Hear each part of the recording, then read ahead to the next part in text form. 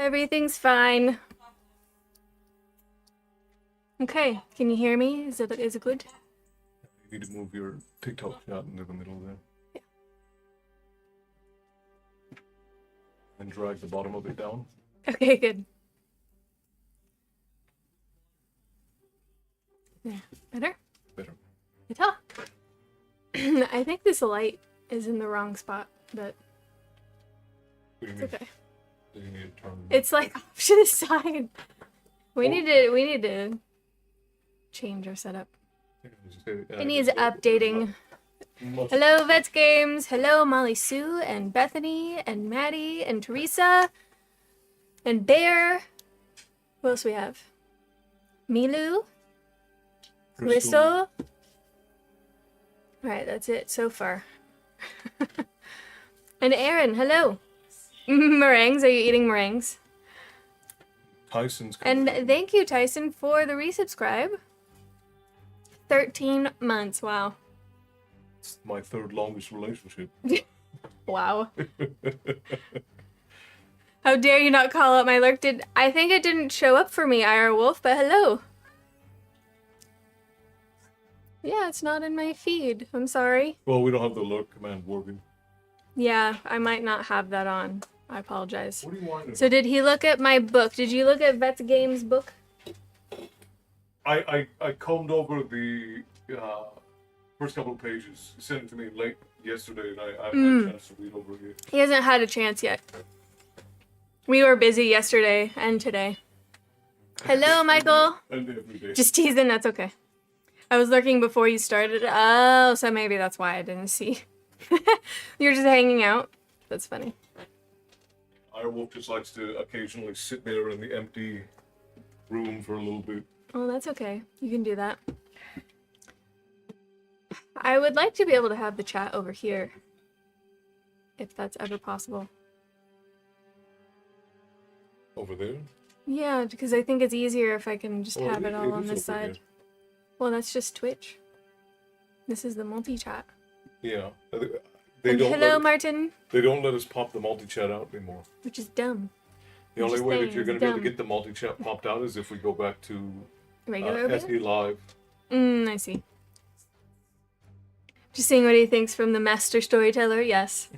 It might take him a little time to get a chance to get to it, but because he needs to go record videos. Yeah, I need to go do that right now. So I have something to edit. But let me know right now whether you want critical feedback or whether or not you just want to feel good feedback or critical feedback. Let me know. There's a difference. Yes. Because if you want to improve your writing and you want me to give you analysis on like the rigors of your research, your prose, whatever the book is based on, then tell me, because Matty over on Twitch will tell you that I can be brutal in the way that I give feedback. But not because Erin I'm was trying to being be a mean. good friend and went to defend her friend, who apparently has a jerk of a boyfriend. Erin, Question, she says. Erin For wouldn't who? beat up a boy. Me or Castle? Hello, Ashley. I thought we told Erin she's not supposed to beat up boys anymore. How are you? And Matt, hello? Both? Okay. Should I hit my... no. That's a crime. Don't do that. I don't really want you to go to prison for doing that. You can do it in your head. There are more subtle ways to... think about being passive-aggressive. Many of those options will keep you in the clear. Hello, Lucy. Good to see you. Hello, Lucy. I cannot condone this yet. I mean, I understand when someone is a major jerk. You just have that urge, But there are consequences for our actions, Aaron. So you have to have self-control. It's going to be a series, so I want it good. That makes sense. That makes sense. At work, just dropping in to say hi. Well, thank you, Nathan. Have a good time at work. I don't know that most people do, but, make the most of it. I mean, we have a good time at work. You're technically at work right now. Yeah. I have a good time at work. I mean, who doesn't like to just edit videos and write and draw? Oh, yeah? Well, Aaron, I'm sure they were in a heated argument, and I'm sure words were said in each direction. I don't know the situation, so I can't really comment one way or another, but it's probably better that they both just simmer down, and if it's not working out, they just go their separate ways. If they can't work through their problems in an adult way, then they probably shouldn't be in a relationship. Truth. How are you and Castle doing? We're doing good. Ashley said she is sad panda because he didn't say hello to you, to her or Matt. I didn't see. I have my glasses. Yeah, he was over there. Well, Ashley and Corn King Mateus, hello, my friends. Good to see you. Glad you made it in. Yes. I appreciate you for dropping in to protect the lady while I am not here to do so. He threw her?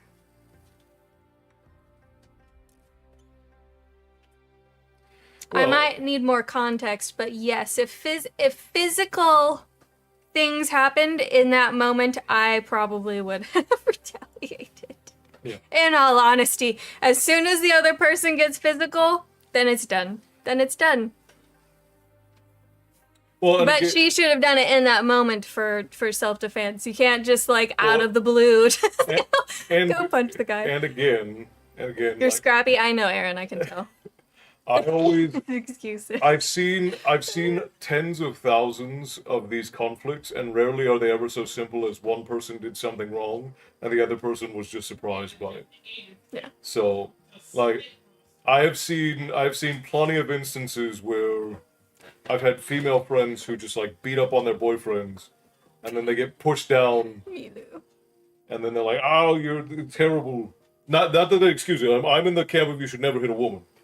But women also do tend to be very audacious in how they treat men sometimes. And they will just get very physical and verbally aggressive. There are times where some people just did not grow up with enough discipline. That's true. 100%. And men today were not spanked enough when they were children, I'll tell you that. Because men today are way too quick to resort to physical shit. Welcome in. Moosey asks if anybody plays Minecraft. And if you prefer red or gray terracotta. I don't play Minecraft. Our son does. He sometimes, yeah, he used to play it a lot.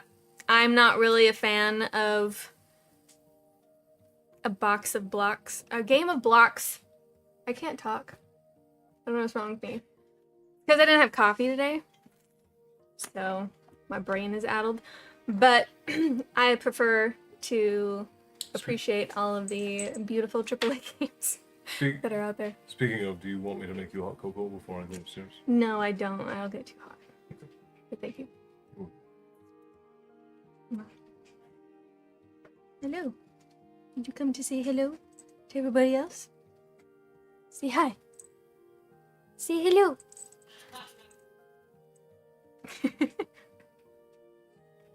No, he said it's too late. We woke up too late, and the two of us have been going to bed at 6 a.m. for work. I didn't fall asleep till 10 a.m. I just had a hard time sleeping.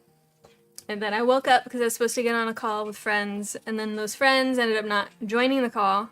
So I was like, well, I'll just lay down for a while longer, and then I ended up sleeping till 4. So, need to fix it. Just need to fix it. Yeah, and Hello, Herring. Part of the problem is that the two of us stay up super late working, and we're drinking caffeine the whole time that we're awake. Coffee is my happy place. I know. Your happy place has to be before 5 p.m. If I can take the brutal, it means I become an apprentice. It's true. And if you're planning on being an author, you have to be ready to get really brutal feedback on your work. Mine is always constructive, but there are going to be a lot of people who are just going to be brutal, and they're not going to in any way care about your feelings or the effort you put into a thing. They're just going to look at what is in front of them, and they're going to be very, very, very cruel about the way they criticize your work. So if you're going to be somebody who puts something out into the public, you got to have thick skin. There's just no getting around it. Hello, Quirt. Welcome in. It's all overcast and dreary in Florida. I don't mind it being overcast. I actually prefer overcast. Only because it just gets so hot here, but I'm not sure about author, but I do have a few things I want out of. Well, but if you're writing and publishing books, you're going to be an author. Just inherently. That may not be what you're intending to be, but if you write books and you publish them, you're an author. All of the sunflowers. Are we switching over to sunflowers instead of corn? They do grow similarly to corn. Subtly, thy name is Sledgehammer. Martin, good to see you, brother. It's snowing where you are, Cassie? That's nice. I don't think it's nice to drive when it's snowy, but if you can just enjoy the snow from your window with a cup of coffee and like a fireplace, then I like it. If you've got the 32 Celsius. You've got the road to yourself and you don't have to worry about spinning out, you're fine. Yeah, right. I just want the truth. Can't get better if everyone sugarcoats everything. Yeah, I agree with that wholeheartedly. Well, and that's how... I mean, I'm used to, like, actual malicious criticism growing up, so... I'm not, this isn't, like, a poor me or anything. It's just, like, how my mom is. Like, I'm like, she's normal, but she's not normal. Like, I learned that as I got older, she's not normal. So... I tend to just be very straightforward with advice, not malicious, but just straightforward. He's very straightforward, and some people will comment, they'll be like, wow, I can't believe you can just, like, up and say that. Because what's the point of beating around the bush with it? Yeah, you know, like, I prefer it. I prefer people just be straight with me. Yeah. Because it's fine if you want to consider my feelings, but I would rather you not, because my feelings were irrelevant to the outcome. Right. Herring says, driving in snow is awful. Flipped and rolled a car due to hard packed snow on the road. That is scary. That just means you got a high score. That's a high score. That is scary. It's okay, I have no filter. That's totally fine. As long as you don't say anything that gets you, like, reported on the platform. We call that being thick-boned where I'm from. Yeah, I mean, or thick-skinned, even, but... It's, I think it's important. I think if we're too sensitive to things, it makes it a tiny space to grow in, you know? Well, and if you're so attached to what you have that you refuse to accept the progress that is going to take you to where you can be, then you're going to have a hard time moving through life. That's a big issue. Criticism is intended to point you in the direction that you can go with the tools that you have. Right. But if you don't want it, like if I say, hey, your prose is really sloppy, and your metaphors are cliche, they're overused, and they don't actually fit the tone of the story you're trying to tell, and you go, oh, but those are super important to me because my dad said this, my mom said this, and they're super sentimental to me. I'm like, okay, well, that's fine. It's not going to make a good book, but if you're not trying to write a good book, and you just want to write this thing that's sentimental to you, that's what you need to say. But if you want to write a good book that other people are going to read, I'm going to tell you what's going to work and what's not. No Red Bull in this house, sir. We are a strictly tea and coffee, and then me a little bit of soda. Yeah, the thing is just poison. I don't really want to do that to myself. But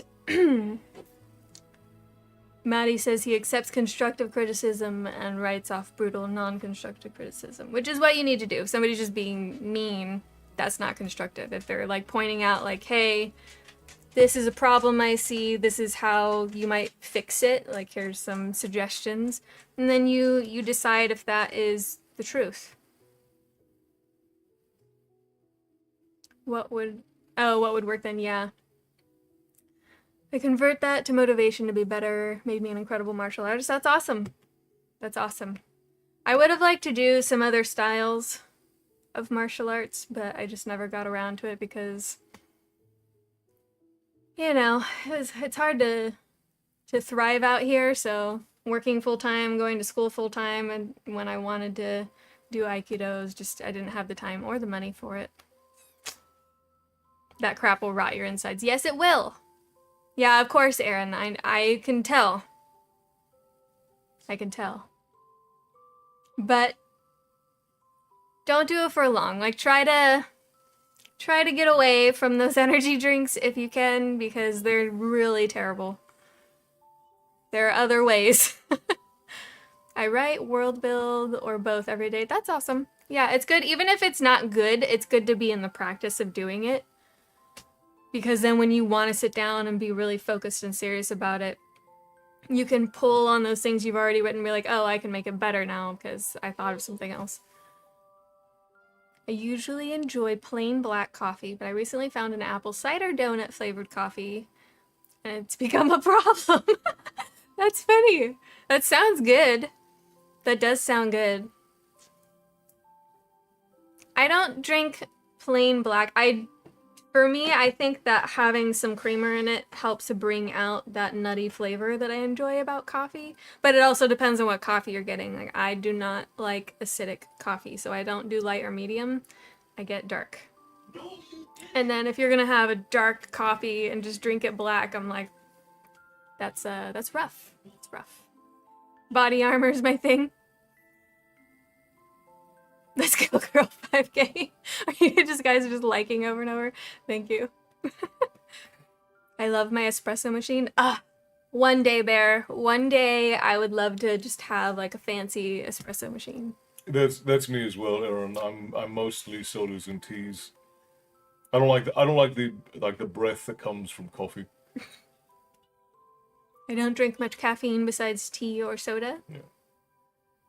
I don't really do a lot of soda. We have those probiotic ones, and I'll have one of those every once in a while. But apparently the fizzy drinks aren't very good for you either. Like, can we just, have food that is actually supposed to go in our bodies? That'd be great. I am fueled by story, Joseph. I run purely off of Maddie. spite and a desire to keep telling stories. I have what is known as a long black with a dash of milk. Okay. For like your brewed coffee, not your espressos. I like my coffee and my chocolate, yes. Dark chocolate. Yes, Maddie, I know. We did get on a random tangent. It always happens. Bad for the environment. The Nespresso? I think coffee is nasty. It's not for everybody. Coffee is really delicious. not. Again, I just love hate the way it tastes. I hate the. Oh no, Red Bull and Mountain Dew, Irewolf. Blah. Like, that's a gamer right there. That's how you die early. I literally have no argument. Yeah, I mean, we do our best to be objective and logical in matters like that. They have a recycling program here where they reuse their old pods. That's interesting. My parents had a Keurig when I was living with them. And I was like, okay, so I'll just get one of those reusable pods. So you just get a pod, you put your coffee grounds in there, and you just use it over and over. Who insulted my coffee? Rude. I'm fueled by caffeine, nicotine, and rage. Oh my gosh. Irewolf. Stop it. I'm one of those people that once I know a friend of mine drinks that crap, I will bother them until they just don't want to talk to me anymore. Just gonna warn you. Because I'm like, I try not to be a judgmental person, but something like that, it's like smoking. Like, we know it's terrible. We know it is probably one of the worst things you could do to your bodies. It's a long, painful, slow death. Okay? I've seen it because many people in my family were mega smokers. We know what the result is, but then people still will pick it up. People will still smoke, and it's like, no. Find a healthier way to cope with the trials of life. There's my little soapbox. I'm weird with coffee right now. I miss it, but can't seem to drink it. That is weird. No coffee here. I grew out of that. I don't like it anymore. My source of caffeine is soda. Dirty bean water with bugs. Stop. Rude. Coffee in the machine. Pouring Red Bull into coffee maker? What? No! Stop. Stop it. You guys, it's like you're trying to rage bait me now. All the beans. If Red Bull kills me before the cigarettes or a bear, then more power to the Red Bull. You're giving it the power. Stop. Coffee, run the machine until the cup is nearly full and add a dash of milk. Okay, gotcha.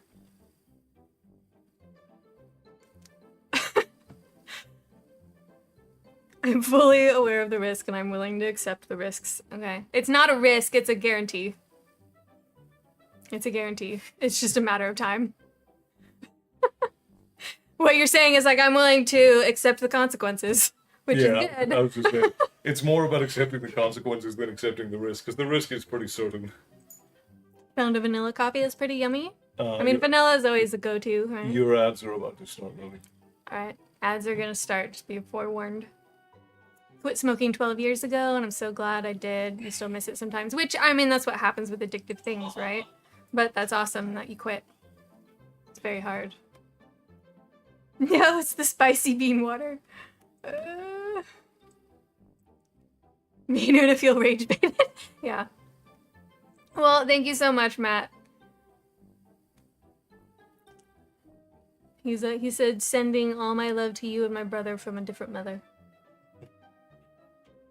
All of our love back.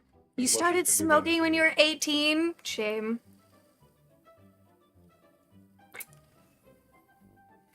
He's gonna put you on Chantix? Oh, see, that's rough. Be careful with that. Because my mother tried that and it pushed her to very bad thoughts. So she had to get off that promptly. Have you heard of the, what?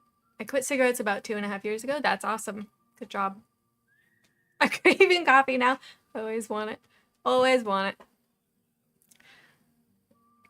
It's just a matter of before a truck creams me on my way to work too, but I still drive. Yeah, but see, that is a risk. That's a risk. That's not a like, oh, that's gonna happen, so you're just deciding to get on the road knowing you'll die that way. There's a difference between risk and consequence. Yeah. If you still went out and drove knowing 100% you're going to get run over by a truck. Yeah, if you're like, I know there's black ice on the road and I can't drive on it, but I'm going to do it anyway, like, that's a consequence. You're prepared? Okay, good. It's a scary drug. Candy spaghetti with a cheap energy drink? Oh my god. I don't know about that, but it sounds terrible. Good night, Matt. Thank you so much. You also have to leave, Ashley? Okay, that's fine. Thank you so much for coming in, saying hello, and for the support. We appreciate you guys. Yeah, good night. Appreciate you. I'm gonna go record my note. You might meet God. Oh gosh. Okay, go record. I love you. Okay.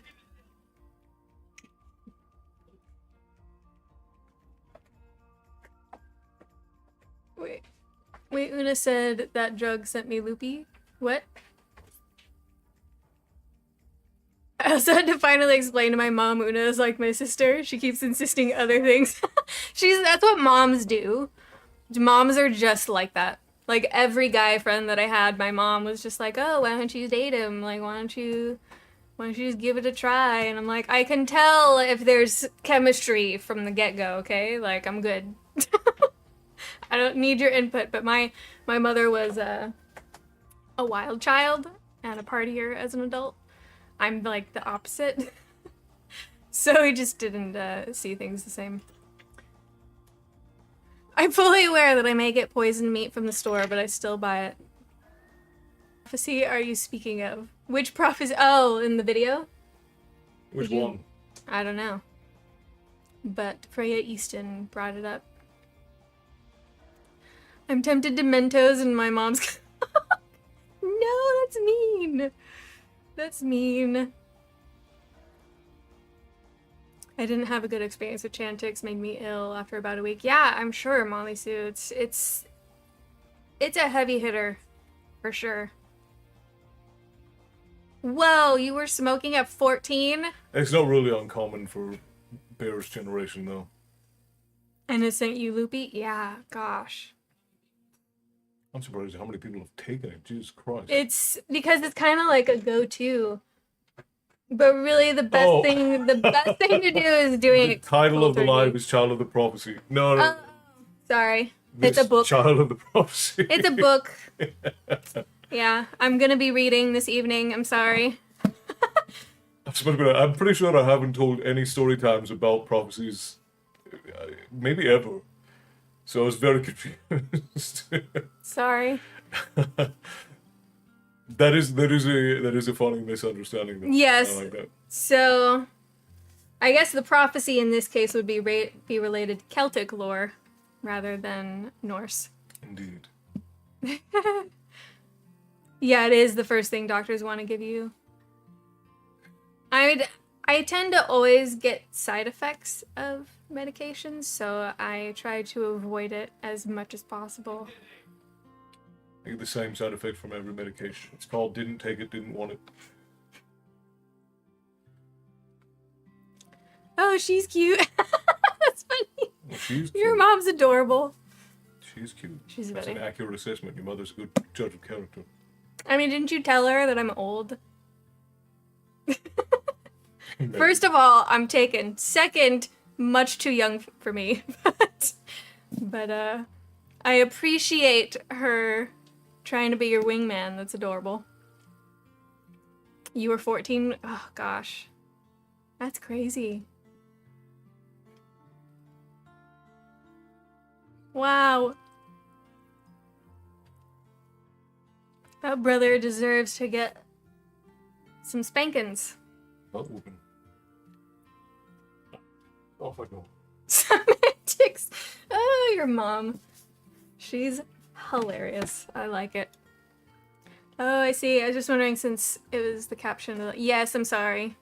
And they do align a lot, not even occasionally, like a lot. So, because Castle, his family is North Gaelic, so they actually, all of the stories that they've collected over the centuries and millennia even, they're from Norse and Gaelic backgrounds because obviously the Vikings went to Ireland and did some raiding and stayed there. So it was gonna happen. That's very cool, Freya. Stop trying to get me squished. Yeah.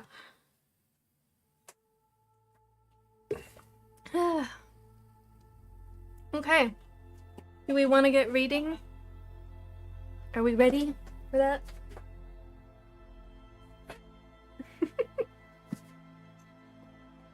We're not even halfway yet, folks. But we have read a good portion. We are at page 164.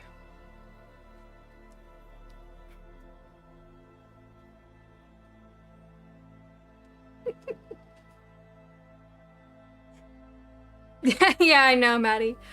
You could talk forever. Okay, I need to remember where we stopped. So she was just with Connor. They almost drowned.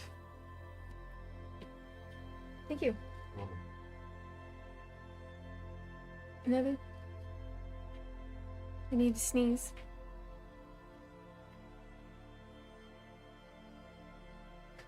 You have a gorgeous book on the original stories from Norse mythology. That's cool.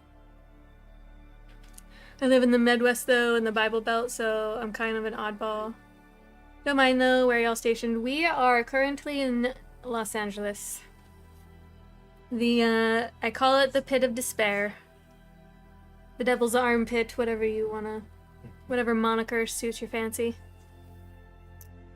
We do want to get out of here. That is the goal, to get out of here, for sure.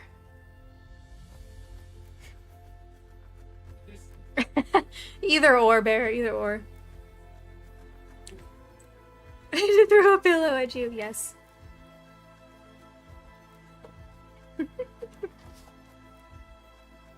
Yeah, yeah.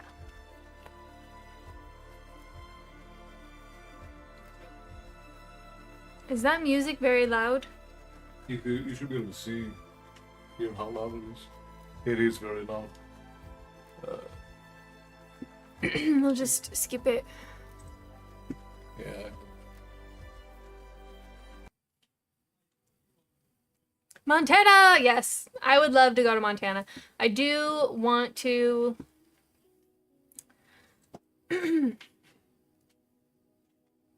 I want to try to convince my grandparents to move. They don't want to go anywhere where it snows. So it's kind of a problem.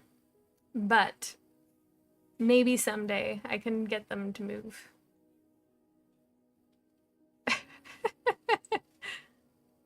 Yep, pretty much. Smack you around. Go to bed! You're in Missouri, aka Misery. That's funny.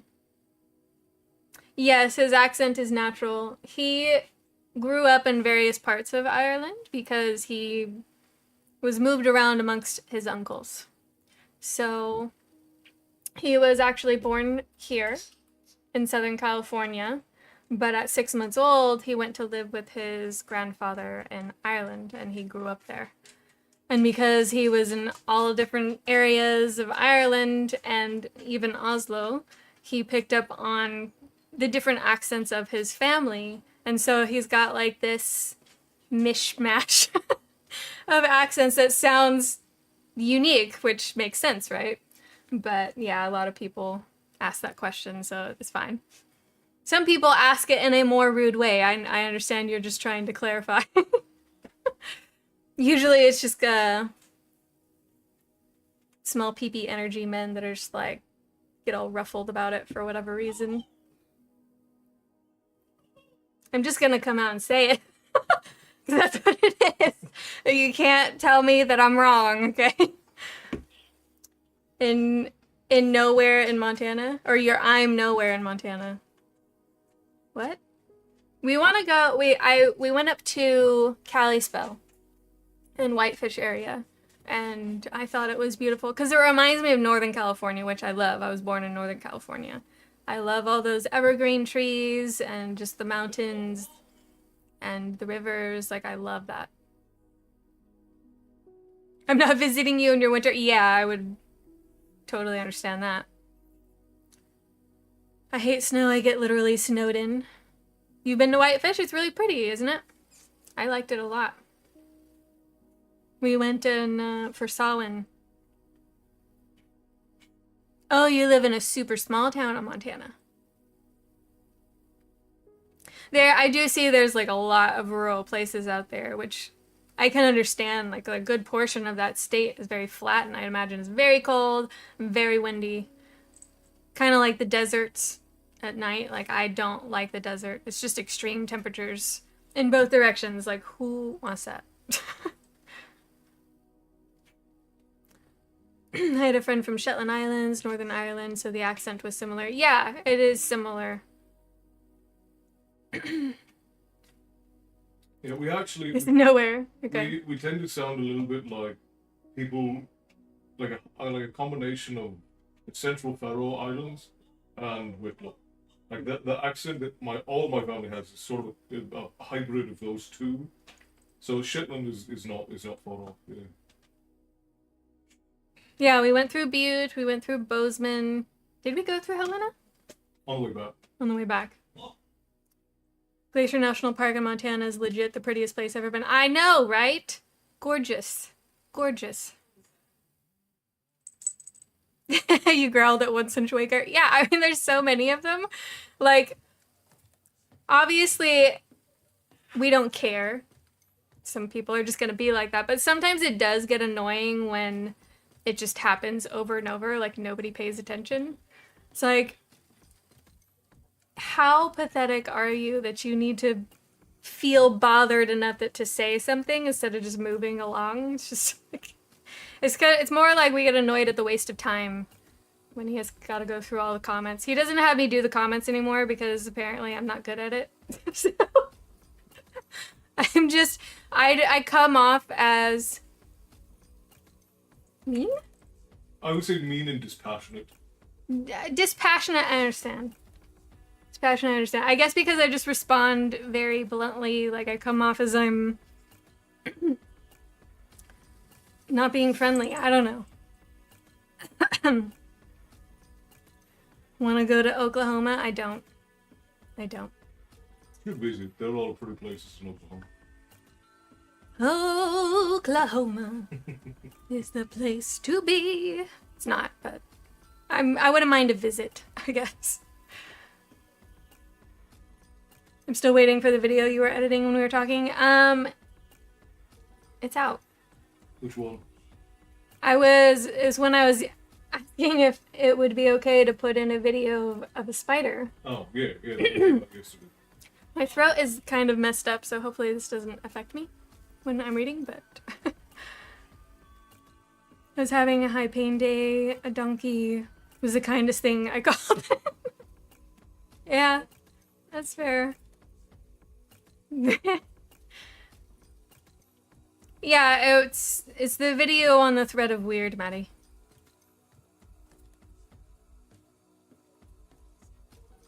Yeah, you put it out yesterday, right? Mm-hmm. Yes.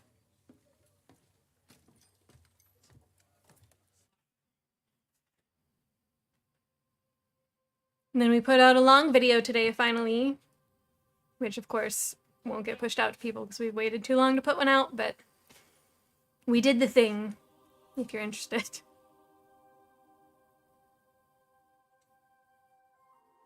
Okay. I'm going to read and hope it all goes well. So, Connor asked Fanya to assist him in the Samhain festivities. So that is where we are headed in the story. Okie? Can you tell my child to be quiet again? Please? Thank you. He's so loud.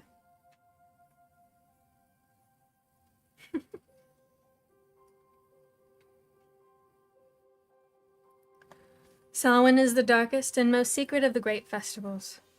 And Carrie, Father, and I had performed our own ritual, just the two of us. And because of what we were, the form of it was subtly changed. Not as folk might think. We may be sorcerers, but we are no devil worshippers. We are not necromancers or practitioners of the black arts. We acknowledge the old deities. We salute the elements, fire, air, water, and earth. The fifth, which is the pure essence of spirit, we cannot approach. We reverence the passing of the year and its turning points, but we use our abilities for our own ends. We do not adhere to the Druid way. Still, what we do is in many aspects very close.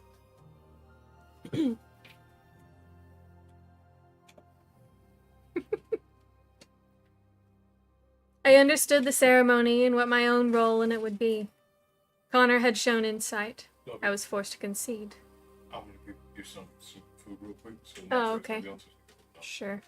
Sorry? You're fine. I'm sure he's hungry. No. He's like we are. Like, we'll get so engrossed in whatever we're doing, we'll forget to eat. So then we think about it, and then we're, like, starving. Speaking of, what would you like to snack on while you are reading? reading? I don't know.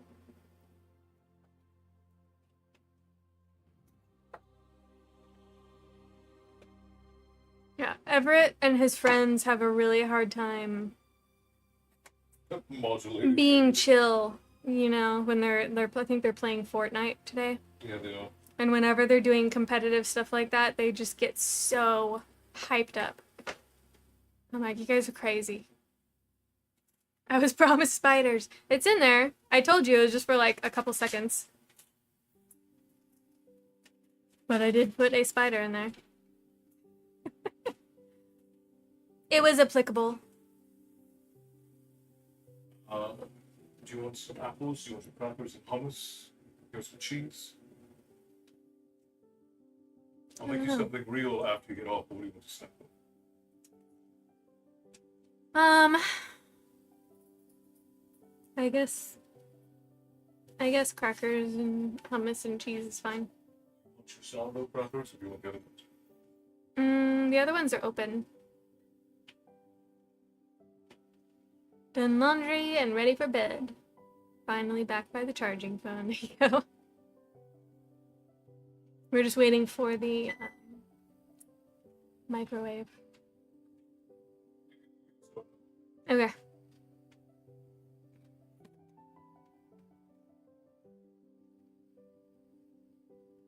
Oh, yeah. It just happens, Quirk, because you get so... It's intense, right? Gamers can be that way, yes. No! I don't want Australia spiders. Blech. No, thank you. I'll pass. If they're on the screen, it's fine, but other than that, no thank you. Alright. Continuing. He had known my father well enough to be sure I would have learned the lore, and understood the meaning behind it. He was right. If all you looked at was education, I was well skilled to become a druid. Besides, what other prospects did I have? I was unlikely to snare a man of wealth or influence as a husband, whether or not the truth was told about my parentage. Either I was the bastard child of a forbidden coupling, or possibly worse, I was uncharted waters, a girl whose paternity was unknown. Maybe the story was put about that I was a druid's daughter, but who could be sure? Thank you.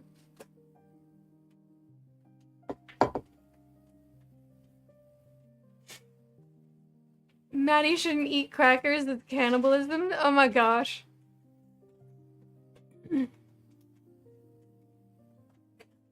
Yeah. I just get sassy. There's a reason I live where the air hurts my face. Spiders are some of them. Yeah. Maddie. I guess what are those jerky sticks? Slim Jims? As a stick myself, I understand. Okay. Maybe the story was put about that I was a druid's daughter, but who could be sure? I might have been fathered by a leper, or a petty thief, or some other world creature, a Cluricon maybe. What chieftain with an eye on his bloodline would so much as look at me? That night it was especially hard to remember why I was at Seven Waters. As I have said, the celebration of Samhain is secret. The druids had come forth this year only because all knew it would be the last time before the final battle. The festival marked the start of a new year, the year in which the Brightons would be swept from the islands, and the balance at last restored. Perhaps, Connor remarked, our very next Samhain would be celebrated as once before, under the sacred rowans that crowned the Needle, far out in the eastern sea. If he could witness that, he said, he would depart this life gladly. His words sent a shiver up my spine, but I said nothing. Hello, Robert. Welcome in.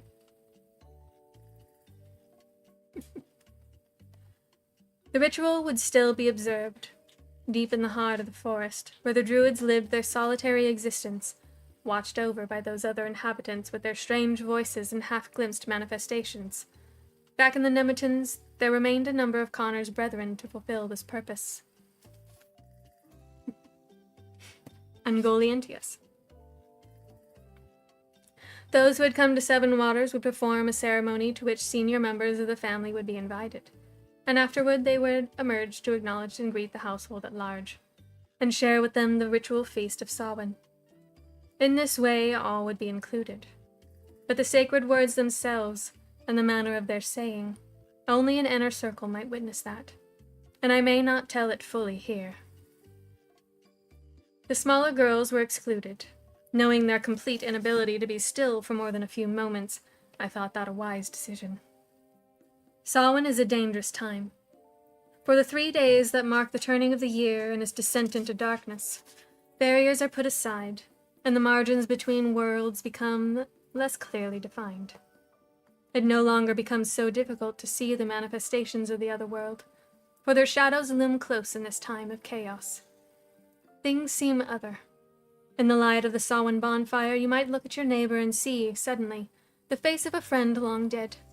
You might wake in the morning and find things disturbed. Stock wander, even when closely fenced. Strange lights can be seen in the darkness of the night, and snatches of an ancient music half heard. If you wanted to practice scrying, this would be the time to try it. You'd almost certainly see something. You might then wish you'd left well alone. Milu. Oh, no. He says prose, and I'm familiar with the term from the Ada, but I don't know what it is exactly. Essentially, the way you're choosing to word the narrative. Like, how is the language being put together? Is it very direct? Is it, he did this? Is it very poetic in the sense that you use very descriptive adjectives, you use similes and metaphors, personification, to really immerse the reader into... It's kind of like the difference between reading an instruction manual or reading Emily Dickinson, right? Like, very different writing style. So the prose is how you're choosing to write that narrative. Like, what language do you do and how are you forming those sentences? Yeah. The narrative voice is a nutshell way. World comes alive, yes.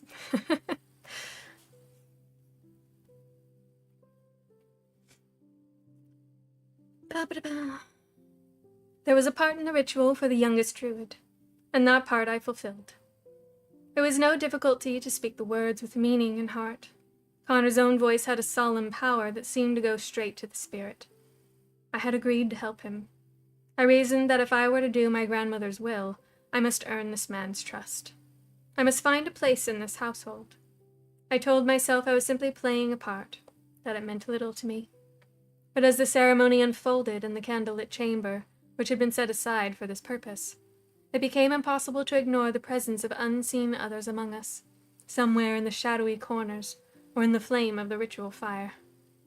Part of the ritual was the solemn repetition of names, the name of those who have departed this life and moved on, those who might tonight be able to hear our words, for it saw when their spirits are no more than a breath away. Somehow this touched me more deeply than anything that had come before. And despite myself, for a time I did forget that I did not truly belong here, and never could. I forgot grandmother. We stood together as a family, the living hand fast in our circle, and the others threaded between and around us. There were many, so many even in the time of those here present, so much sorrow. They lingered close, the lost folk of Seven Waters, binding and strengthening the fabric of this family. I speak to you, my brothers, Connor said quietly. Diarmid, ever bold and headstrong. Cormac, twin and comrade, loyal and true. Liam, once master of this hall. You leave your legacy in the fine man your nephew has become, another such as yourself. Sorsha, daughter of the forest, said Sean. Healer unparalleled and great in spirit. Yubdan, man of the earth, steadfast and wise. My hand is in yours, you guide my steps. Eilish, my mother, Aisling said. In my birth you gave your life. I never knew you, but I love and honor you. And then they looked at me, and my words came unprepared. Neve, I whispered. You danced at Imbolc, and shone bright. You are my mother, and a daughter of Seven Waters. We hold you close, as we hold all those who departed. And also the sons of this household, my brothers who lived but a span in this world, added Maureen, taking her mother's hand. Small Liam and Seamus, precious as bright stars in the firmament, lovely as beads of dew on the hawthorn. You live as bright flames in our minds and in our hearts. Tonight we draw near and touch you, dear ones. Through the shadows we feel your presence beside us, Connor said, raising his hands. For on this night there is no barrier between us. Share our feast, be welcome, and walk among us. Where is the philosopher? He is upstairs, Recording stories.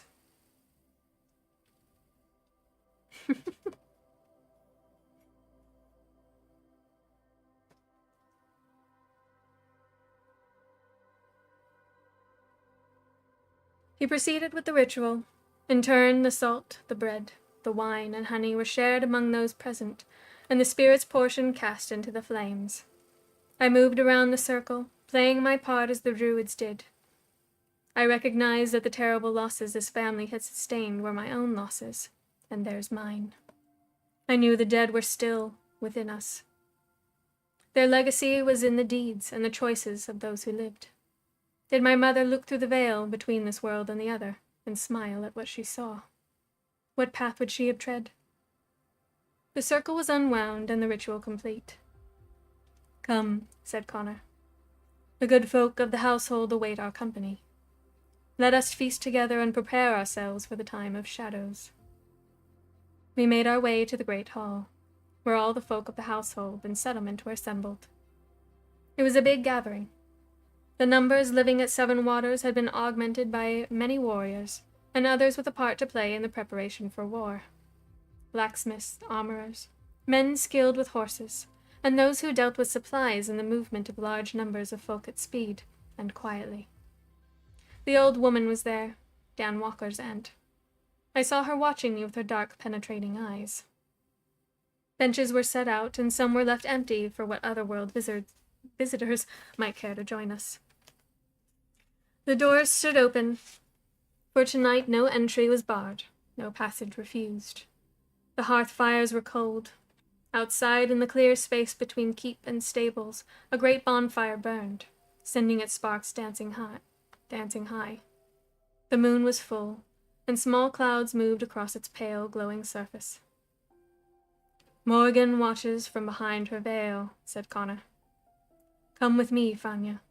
Let us rekindle these fires and set our feet forward into the new year." He had set the bonfire alight much earlier, using his hands and an incantation. Others had kept it going by more earthly means, with a regular supply of well-dried ash faggots. Now Connor took up an unlighted torch and thrust it into the flames until it flared and caught and burned golden in the night.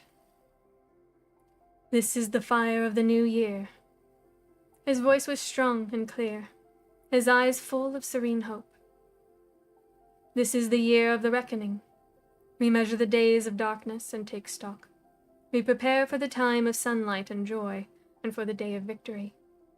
I pledge to the folk of the forest, on both sides of the vale, that before Samhain next the islands will be restored. The child of the prophecy will lead us, and we will fulfill our sacred trust. This I pledge." Then he put the torch into my hand. "You know what to do?" he asked me softly.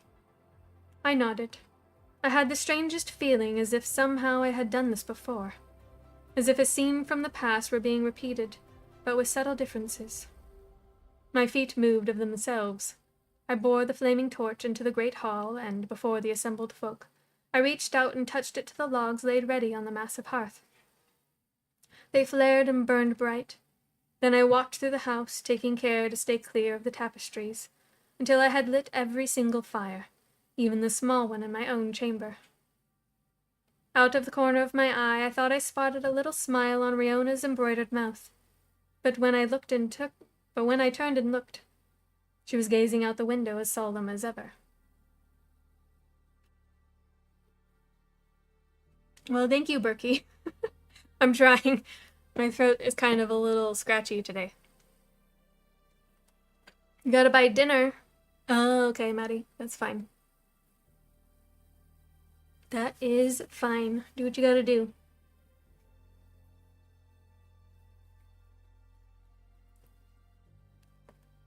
My duty discharged, I returned to the hall. Tonight, suddenly, I did not fear the crowd of the folk. See, I'm already stumbling. I did not fear the crowd of the folk there, the talk and the brightness. There was wine and oaten bread, and some cold meats, and a little of the fine soft cheese made from ewe's milk. Only a little, for there would be no fresh milk from now till springtime, and the bulk of our butter and cheese was laid away in the caves. The last of the surplus stock had been slaughtered, and the late crops gathered in. Breeding animals, the best of flock and herd, were confined in the barns or in the walled fields close by the settlement. What little grain lay still in the fields would be left for now, for the spirits. It was a time to exchange the light of the sun for the warmth of the hearth fire, the action of farm and forest and field of war for the smaller sphere of household and family, and to plan for what was to come. It was not exactly a celebration. Folk talked quietly among themselves. Even the little girls were more subdued than usual. It was well past their bedtime, and Eilish sat on Aunt Aisling's knee, with her thumb in her mouth like a baby. Maeve, who had followed my progress through the house step by step with round-eyed admiration, went to sit near the hearth, leaning drowsily against her big dog. Sybil was the next. The old woman Janice, who seemed to be telling her a story. The older girls were moving about busily, making sure goblets were refilled and platters replenished. "You did very well tonight, Vanya." It was Marine, coming up with a wine flask to refill my cup. "Almost as if you were called to it," I thought. "It is quite an honor to help with the ceremony itself. It is even more of an honor to light the fires.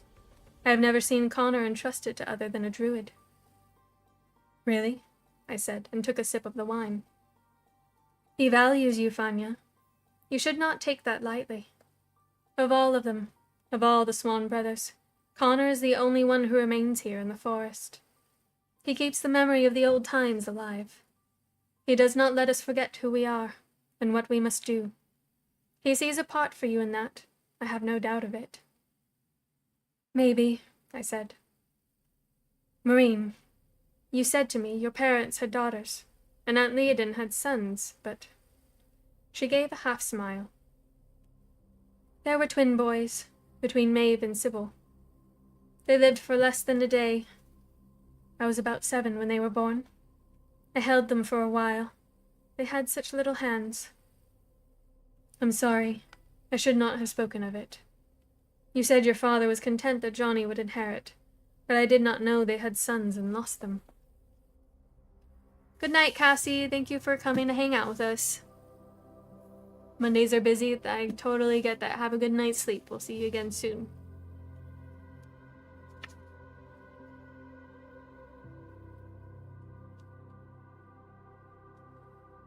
Their grief was terrible. Father has come to terms with it. He is very strong. He loves and respects Johnny. With Mother it is slightly different. She hesitated. "She is not happy the nephew should be the heir?" I asked. "She would never say so. She is a good wife, devoted to my father and dedicated to the seamless operation of this household. She would never say it outright, but she believes she has failed in not giving him a healthy son. And there is a reservation. That is all I would call it. She likes Johnny. One cannot do otherwise. He will be an ideal ruler of 7 Waters. But she also has some doubts." "Doubts?" I asked her as we sat down together on a bench in the corner. "Why would she have doubts, if Johnny is the perfect creature everyone makes him out to be?" She grinned. "He is perfect. I'm sure you will agree when you meet him. Mother's feelings have more to do with his parentage. He's a cousin, of course, but—" "Is it Johnny's father Aunt Aisling objects to?" "Not objects. I would not put it so strongly. My mother abides by my father's decisions. It is just that there is a very ill feeling between my Uncle Eamon and the chief. Nobody ever says what it is, or was. My mother, I think, believes that her brother can never approve of Johnny as a future master of these lands. That makes her uneasy for the future. The chief has never come here, not since he and Aunt Leodin went away. When he needs to see father, they meet somewhere else, a different place every time. I've only met him once myself, and Uncle Eamon does his best to stay away when Leodin is here. It's as if they can only keep the peace if they never come face to face." "How odd. How long has this been going on?" "Since Johnny was a baby. Nearly 18 years it would be." "I see," I said, although I didn't really. There were indeed secrets here. Interesting secrets. I'm sorry, Marine. Sorry about your little brothers. This was no more than the truth. I had seen the look of desolation on Aunt Ashling's small, freckled features as their names had been spoken. Thank you, Fanya. You're such a kind girl. I'm glad you have come here. Sisters are all very well, but it's wonderful to have a friend I can talk to.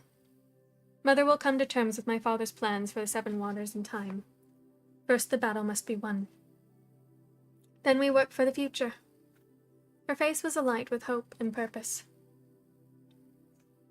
Excuse me, I said. I feel suddenly quite weary. Do you think Uncle Sean would mind if I went to bed now? Oh, Fanya, you poor thing. I'm sorry. I forgot you worked so hard, helping Connor and carrying that big torch around.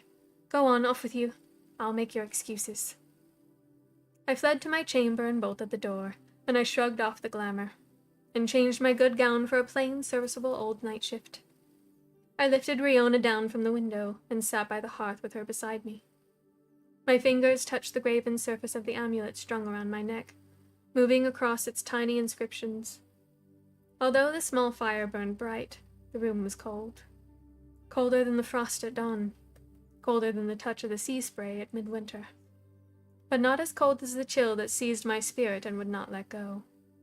It was the frozen grip of uncertainty.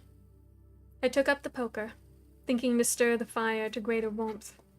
I touched the iron to the coals, and instantly a great sheet of flame shot up, lighting the whole chamber a vivid orange red, filling my nose and mouth with pungent, suffocating smoke. The very air seemed to spark and hiss around me, and my heart thumped with fright.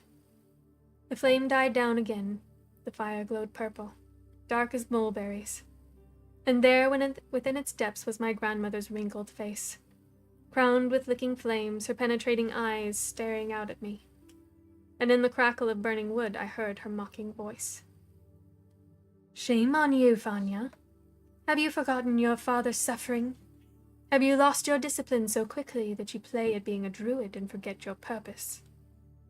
I did not seem to be able to speak. My heart raced. My skin was clammy with sweat.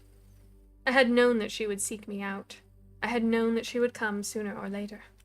But not now. Not like this. I stammered, struggling for some vestige of control. I haven't forgotten. I swear I haven't. Oh, Fanya, so weak, so easily fooled. Why did you save the druid from the flood? Why not leave your father's nemesis to drown there in the dark? Oh, yes, I was watching. Your will is not as strong as you thought. Connor plays his own game. My teeth were chattering. Let her not show me my father's image. Not that. I have his measure. I will outwit him. He is an old man. He's a druid. You're not convincing me, Fanya. Must I come there in body as well as in spirit, to apply a little spur to your will? Have you forgotten why you are there, child? No, grandmother. Then why are you wasting your time dreaming before the fire? It's been necessary to earn these people's trust, I faltered. This was not good at all. I must get a grip on myself quickly. Their eyes were like knives. They seemed to pierce deep inside me, seeking out every little secret. To appear their friend, to play the part of family. My mother, I broke off. Tonight I had almost felt Neve watched me through the veil of shadows. Your mother would be ashamed of you. Grandmother's voice was cold and hard as stone. She despised these folk for what they did to her, and to Kiaran. You're losing your will, Fanya, and you know why. What do you mean? These folk are subtle. They give you the semblance of welcome, the outward form of acceptance. Connor lulls you until you believe almost the same lie he fed your father. You start to think perhaps you can do it, after all. Perhaps you may break through the light, follow the way to the wise ones until you become what he is. Huh, look at yourself, Fanya. Look at yourself without the clothing of the glamour. You are apart. You are not one of these folk. You bear my legacy, the blood of the outcast, and Connor knows it. He plays a little game with you, that is all. Even your father seeks simply to use you to his own ends. That is the way of it of our kind. There is no love. There is no light. There is no acceptance. The path is but confusion and shadows. At least give it some purpose. You say no love.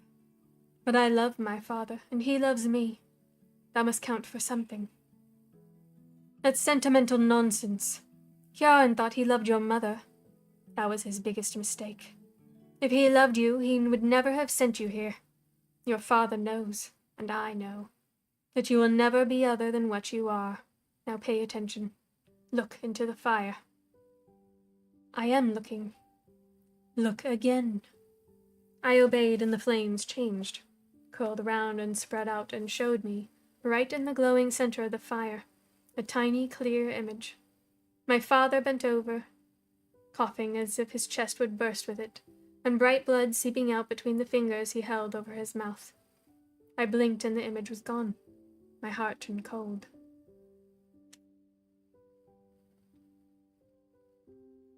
Hello, Esther. And wow, that's a lot. And that's fine. I know it's a lot of work switching phones.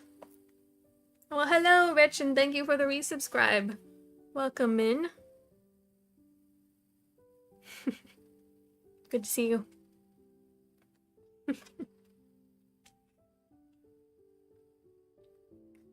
Saw that clear enough, didn't you? That was your doing. That's right. That's right now, which you see. It's hard for a man to swallow with a cough like that. No wonder he's so thin. Hard to breathe sometimes. And it's cold in Kerry in the winter time. Her eyes bored into me. Please, my voice cracked with anguish. I could no longer stop myself from begging her. Please don't do this. It's not my father's fault. Please don't hurt him like this. I am doing what you want. I am. I have plans. You're punishing him for nothing. Plans are one thing. Action is another. What have you done since you came here? Have you used the craft? Have you found a man to be your tool? What have you done? I went into the forest and sought out the fair folk. I spoke to one of them. And I took a man's interest, I stammered, clutching at the straws in my desperation. An influential man. He is part of my plan. If you took his interest, where is he tonight? Gone home for now. But he said he looked forward to seeing me again. It wasn't enough. I know it wasn't. My father's strangled coughing echoed in my head, a death knell. Not good enough, Fanya. Pitifully gradual. Remember that codfish? You did that easily enough. It is the next stage that is the real challenge. You have been foolish to let these folk begin to worm their way into your heart. Best act soon before you forget how. You'll lose your will otherwise. You will simply become one of them. Maybe you enjoy seeing your father suffer. Stop it! Anyway, it wasn't easy. I see that fish in my mind every night before I fall asleep. That was evil. It was a misuse of the craft. She was expendable, Fanya. They all are. Where's your backbone, girl? Now show me. Show me you still have it in you. Show me you don't care about these folk. They are the people who sent your mother from her home, into the arms of a man so cruel she never recovered from it. They are the folk who planted hope in your father's heart, only to tear it from him. They care nothing for you, nothing. All that matters to them is their precious forest and their islands and the will of the fair folk. Your mother died. She killed herself because of what these people did. Have you forgotten? Are you instead drawn to their strange understanding of the world, so you value your so-called prophecy? Some gravelled piece of Bard's imagining more highly than a woman's very existence. Step outside that, Fanya. Where is your rage? Show me your strength. I felt it then, welling within me, the craft in all its power, flowing forth into every part of my body. I could do what she wanted. I knew I could. I need only use what Father himself had taught me. Yet he had said, "Sometimes," I whispered, "it shows greater strength of will not to act." Was that some druid's nonsense? Be true to yourself. Acknowledge your heritage. Show you can still do it. How long now since you really used the craft? Show me, Fanya. A little fire, maybe. Just a small one, but hot. Give them a fright. Unsettle them. Can't do it, can you? Lost the anger. Lost the will. So much for the love you professed for your father. That means nothing. I can. Even now my fingers feel the flames within me. But there seems no real purpose in this. It's just trickery. You ask me about purpose? Tonight of all nights? Has not your mother waited for you to come, year after long year between worlds, so she might see you through the veil on Samhain night, watching as the last you show her brother, and her uncle, and all these folk that they cannot walk forward blithely on a path awash with the blood of the innocent? Tonight your mother sees you, Fanya. Do it for her. They took away her power. They forced her into darkness and despair. Take it back for her. Show her what her daughter can do. The craft was fierce in me now, a flame that seemed to hurry me forward, yet for some reason I still fought it. These were my mother's own people, whatever they had done.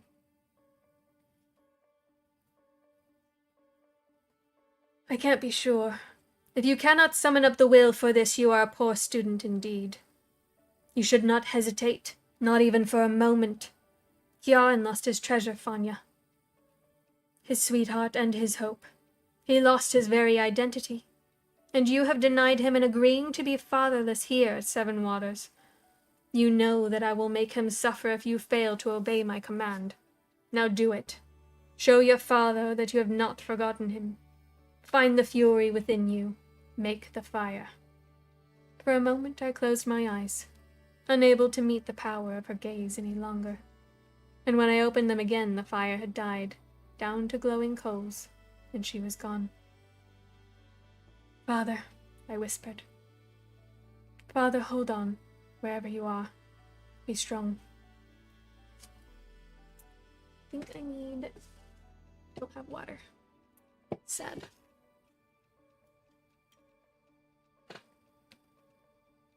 You guys hanging in there?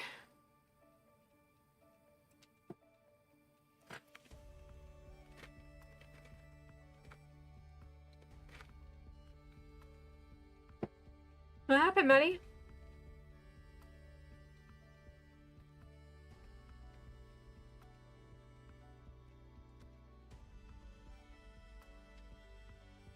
Your card is being weird? Oh no. I'm sorry.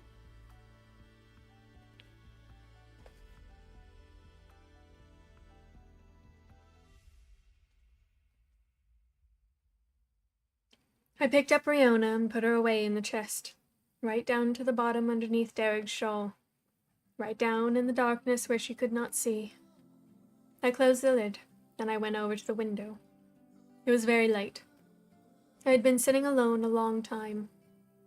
There seemed to be nobody about, but there would be guards. There always were. The family, the druids, the folk of the household and settlement would have retired to their beds for now. All was quiet. I blew out the candle and closed my eyes. I breathed slow and deep, summoning the eye of the spirit, slow and deep, building with gradual power like the swells of the great ocean itself. In my mind, I watched the bonfire Connor had made, still burning down below the walls of the keep. I saw it clear and small. There were guards stationed near the fire, alert in the dark, edging closer to warm themselves. It was a still night, and cold enough to freeze a man through sheepskin coat and woolen cloak and all. I thought about that fire, seeing it as plain as if it were right before me. Great logs in the heart of it, glowing gold and orange, crumbling to dark ash. Cinders rising in the strong draught of it, dancing in the air like glowing insects. A spark or two, smoke curling. In the morning there would be nothing much left. I could make a fire. All I had to do was point my finger. But this would be different. An accident. Nothing to do with me.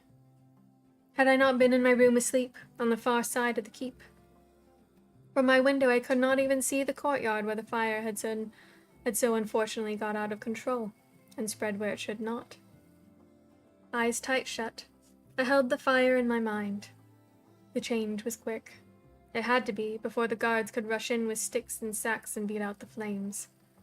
A sudden flaring up, the licking along the ground, catching at whatever might be induced to burn. Men shouting, men running. Hello, Eric, welcome in. You have found where we are reading a book this evening. We are reading The Child of the Prophecy by Juliet Marie. You falling asleep, Milu? Okay. Sleep well. Thank you for coming in. I know it's getting late. I should have gotten on earlier. It's my fault. You can get mad at me.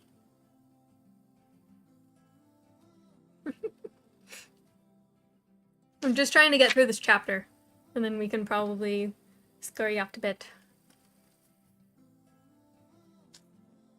The flames were a lovely color, red gold like the autumn sun on dark clover honey. See, grandmother, see what I can do. The flames caught at the wattles of the outbuildings and stretched hungrily up toward the sky. They sang, they shrieked, they roared, and there were other noises. Not inside my head now, but all too real out there in the night. Sounds of people yelling and clinking buckets, and my Uncle Sean's voice shouting directions. Horses neighing, a crashing of something large was toppled or dragged away. A sudden terrible sound of pain, a man screaming, on and on. I did not want to hear this. I put my fingers in my ears, but it made no difference. There were more smashing noises, and the sound of hooves on the stones of the path. I opened my eyes, and now I could see, below my window, men leading terrified horses out to the safety of the fields, and running back into the mayhem. The glow from the conflagration spread their shadows long and dark across the stretch of green between keep and forest. I stood very still indeed. There was no need to undo the spell. They would put out the fire. The animals were saved. I was glad about that. The household would be unsettled. Such an event on Samhain night might suggest the Archdruid's hope for the coming year was ill-founded. I would sow the seed of uncertainty. It had worked very well indeed. Why then were my hands shaking like birch leaves in an autumn gale? I clutched at the little amulet round my neck to steady them.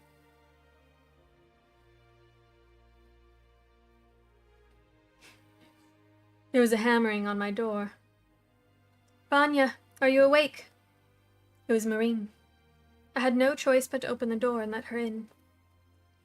"What is it? What's happening?" I tried my best to sound half asleep and confused. "Oh, Fanya, haven't you heard the noise? There's been a terrible fire. One of the druids is dead, another's badly hurt. We can't find Maeve. I was thinking she might have been with you, but I see she's not here. Oh, Fanya, what will we do if—" At this point, the self-contained, capable healer of Seven Waters put her hands over her face and broke into floods of tears. I felt a terrible shiver right through my body. That had nothing to do at all with the lateness of the hour or the chill of the season. "I'll help you look for her," I said, the unsteadiness of my voice owing nothing at all to artifice. "Let me get my cloak. I'm sure she's all right, Marine. By the time we're back downstairs, they'll have found her, believe me. Big Ed, help me. Why didn't I stop it in time? Why didn't I make it stop as soon as the flames began to lick at the walls? Why didn't I remember where the druids were sleeping?" If there was an answer to these questions, I did not have it. Instead, as we hastened down the stairs and outside into the yard, a very small voice spoke up inside me. "It's the same again. Same as that other time with the fish. You can't help yourself. It's in the blood." I felt that night, almost as if there were two of me. There was the Fanya who busied herself helping Marine, hunting for Maeve everywhere, through all the house, out in the garden with lantern in hand, down in the settlement where the old folk and babes were now awake and fearful, and young folk all gone up to pump water and pass buckets and beat out flames. Stock were huddled together in the outer fields, boys and dogs doing their best to keep some order in the chaotic herd of terrified beasts. We asked everyone, but nobody had seen Maeve. And when we had made our way back up to the smoldering remains of the burnt-out buildings, we were just in time to see Sean bringing her out. His face was like an old man's in the torchlight. The Marine gave a wordless cry of anguish before she ran toward her father and the limp doll-like figure he held in his arms. And all the time the other Fanya looked on from inside me. Nobody could see her. Nobody could hear her little voice but me, the little voice that was my grandmother's voice. You did this. See how strong you can be. Tomorrow your father will breathe easier. I put my hands over my ears and I breathed deep once, twice, 3 times. Then I forced myself to move forward and open my mouth to ask a question whose answer I dreaded to hear. But there was no need to ask. Right, Marine was saying briskly, though her face was tear-streaked and white. Take her up to the chamber next to mine, and you'd best put that injured man in the room alongside. Carry her carefully. We'll need a great deal of clean linen and folk to help us. Hurry now. So, Maeve still lived. I cleared my throat. Where's the dog? I ventured. She might want her dog when... The dog's dead, Sean said heavily. She's not allowed to have him sleep inside. He came down for warmth, and the druids gave him house room. She was looking for the dog? I whispered as we walked in grim procession back to the keep. In the distance somewhere a man was still crying out in pain. In the fire? Sean gave a nod. Somehow we missed her. She must have slipped in to try to fetch him out. What happened? Is she badly hurt? I forced myself to ask him. It seems she tripped, and in seeking to break her fall, she has laid her hands on a length of iron which once bolted the door there, not knowing how it held the heat. Her hands they are damaged. My uncle's voice shook. Her hair was in flames. We put them out. Face and hands will bear the marks of this if she survives it. I cannot forgive myself. How could I let such a thing happen? Chalk-faced Marine ordered everything with speed and efficiency. Linen, water, herbs. The clear space with pallets set in rows, folk to fetch and carry. There was a young druid with terrible burns on his legs and feet. For all the discipline, he could not still his screams, and the sound of it tore through me. As for the oldest, the pallet on which he lay was shrouded from white from head to toe. This wise one would not return to see midwinter under the bare oaks. Someone had placed a sprig of yew on the snowy linen that covered him. There were 5 men hurt, some with burns, others dizzy and gasping from the effects of the smoke. In the room where they laid them, Connor moved from one to the next, bending to murmur soft words, to hold a hand or touch a brow. They took Maeve into the adjoining chamber, and I hovered in the doorway, helpless, as they laid her down. For once Aunt Aisling seemed to be at a complete loss. She knelt beside her daughter, staring blankly at the singed hair and the blistering face and hands, as the sound of the child's labored breathing rasped in the candlelit room. Marine was lighting more lamps. I could see her hands shaking. Father, she said. Sean looked at her. There are too many hurt for me to tend here, she said quietly. And this may be beyond my skill. We need leading. My uncle nodded. It is fortunate that she is at Inisela, and not in Britain. At least she need not travel the sea to reach us, and so will be here sooner. What can you do for Maeve? Marine hesitated. I'll do my best, Father, she whispered. Now you should go. I hear men calling for you. You too, Mother. I should stay with her. Aunt Aisling's voice was unrecognizable, thin and quavering and not at all like herself. It frightened me that things could change so quickly. What if she wakes and... I'll call you straight away, said Marine with commendable firmness. I promise. You're right, she will want you beside her. But I'm going to give her a draught for the pain.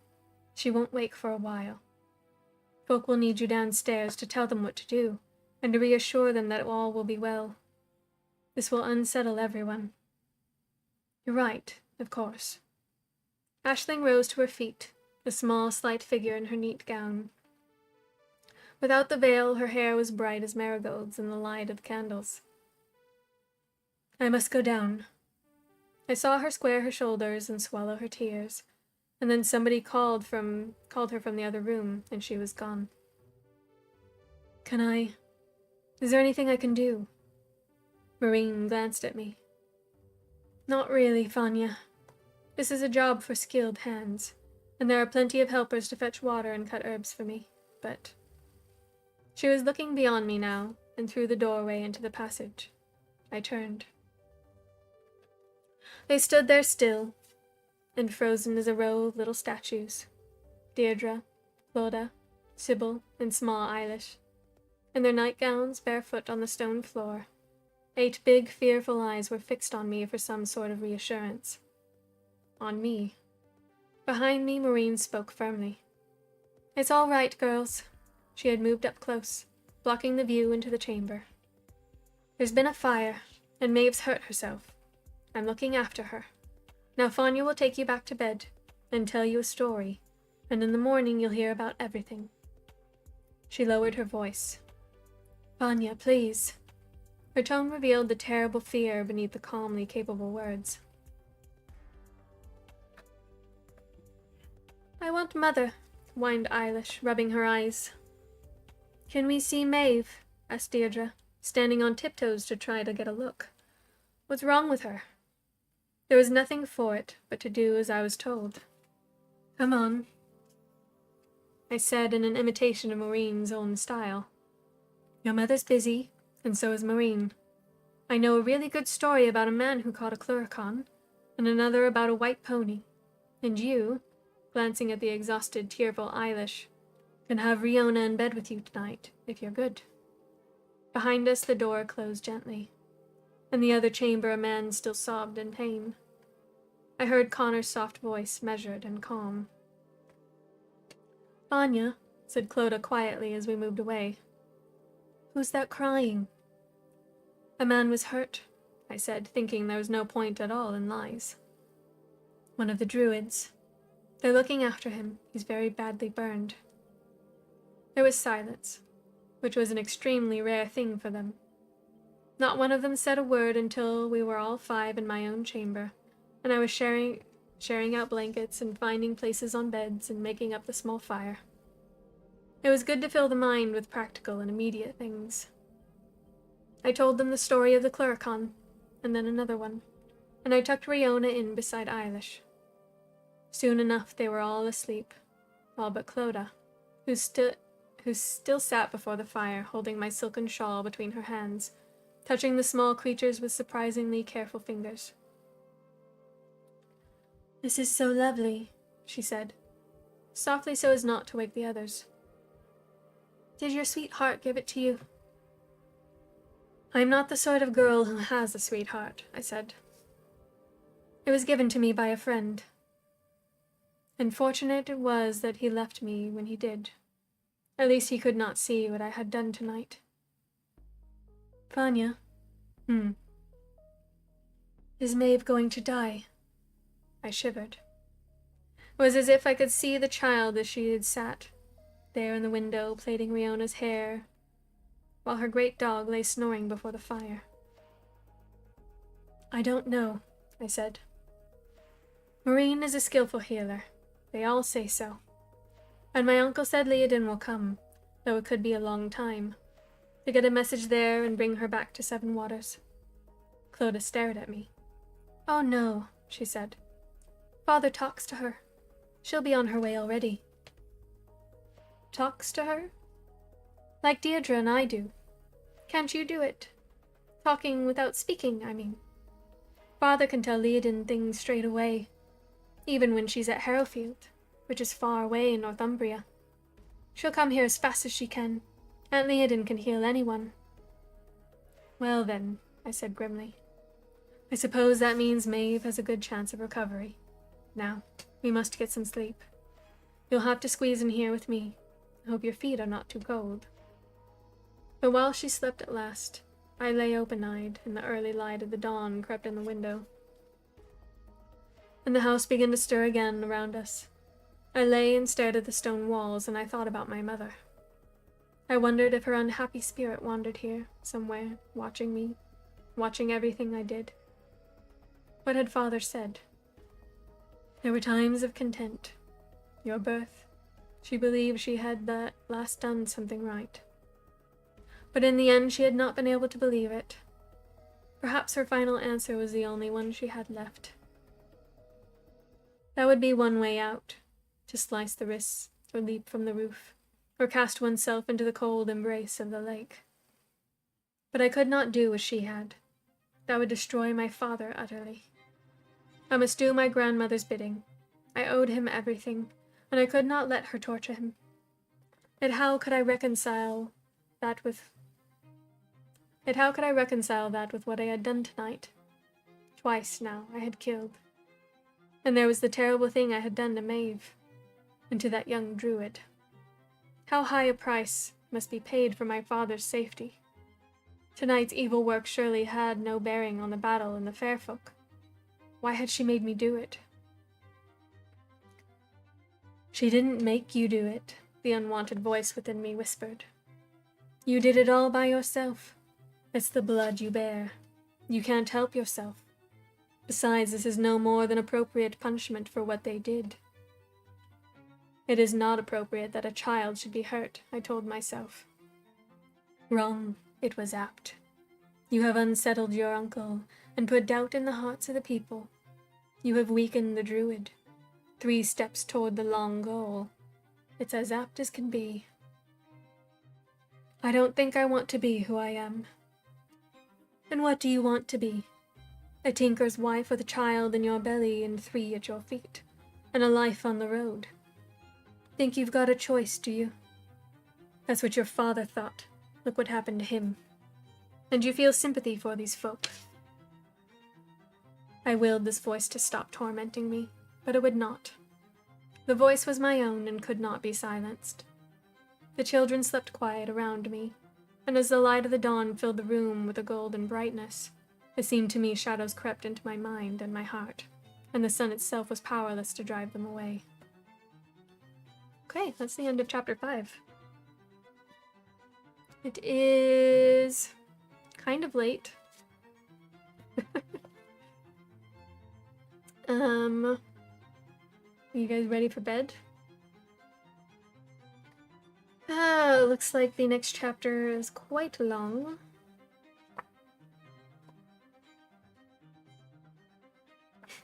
About 24 pages.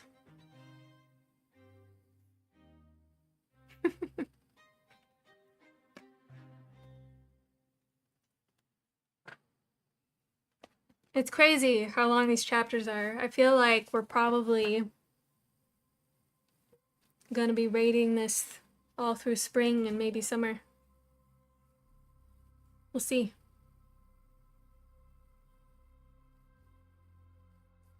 You're off tomorrow? That's nice.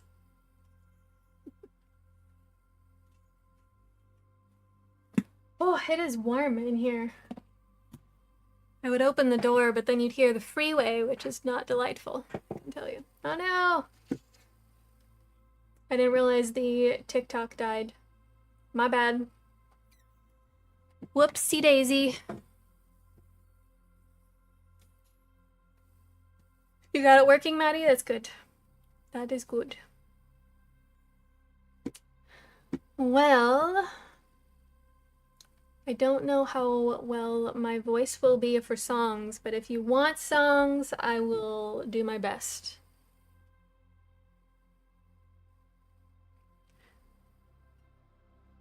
Well, it's okay, Maddie. We'll get it sorted out. Don't worry about it. No need to stress.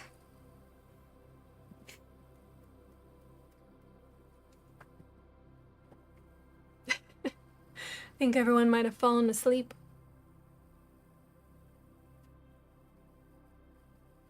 Should we just go ahead and do a raid?